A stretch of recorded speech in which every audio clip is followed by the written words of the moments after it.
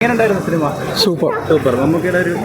ഞാൻ മമ്മൂട്ടിയുടെ ആരാധകനും അത് ആ സംതൃപ്തി ലഭിച്ചിട്ടുണ്ട്. എനർജി എങ്ങനെയുണ്ട് പുള്ളിയുടെ പ്രായത്തിലാണെങ്കിൽ പ്രായമായെന്ന് തോന്നുകയില്ലല്ലോ. ഇല്ലില്ല, എന്നെ പോലെ തന്നെ നല്ല ഇതായിട്ട്. അതെ, നല്ല പടം, സൂപ്പർ പടം. ഈ പ്രായത്തിലൊക്കെ ഇങ്ങനെ ചെയ്യാന്ന് വെച്ചാൽ പാടാണ്. അല്ല അല്ല, എല്ലാ രീതിയിൽ നോക്കിയാലും സൂപ്പറായിരുന്നു, നന്നായിരുന്നു. എല്ലാ അതിലുള്ള ആരെയും ഒന്നും അങ്ങനെ മാറ്റി നിർത്താൻ പറ്റില്ല. എല്ലാവരും നല്ല സൂപ്പറായിട്ട് അഭിനയിച്ചിരിക്കുന്നു. പക്ഷെ വില്ലനും നല്ല, അവൻ കൊള്ളാം, ആ മൊട്ടത്തലയും കൊള്ളാം, നന്നായിട്ട് അവൻ പെർഫോം ചെയ്തിരിക്കുന്നു. മമ്മൂട്ടി ഏതായാലും ഈ പ്രായത്തിൽ അയാൾക്ക് ചെയ്യാവുന്നതിൽ നല്ല രീതിയിൽ ചെയ്തിരിക്കുന്നുണ്ട്. നല്ല പടം, നല്ല പടം.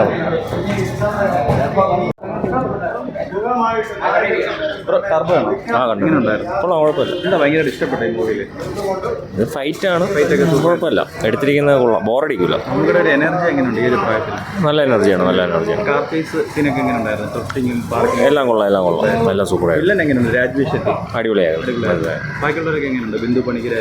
മൊത്തത്തിൽ ആ കൊള്ളാം, സിനിമ കൊള്ളാം, എല്ലാം അടിപൊളി.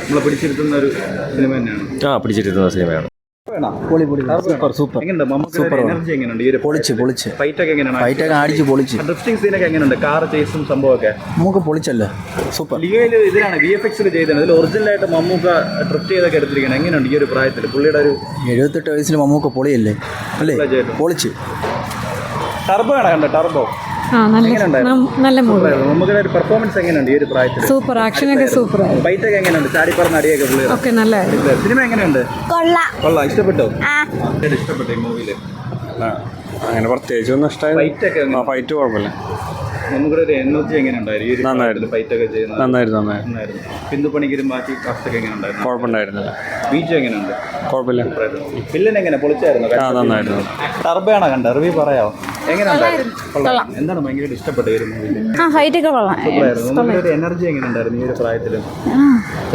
പറഞ്ഞടിയൊക്കെ ബിന്ദു പണിക്കർ എങ്ങനെയുണ്ടായിരുന്നു അമ്മ വേഷത്തിൽ? മൊത്തത്തിൽ എന്താണ് പറയാനുള്ളത്?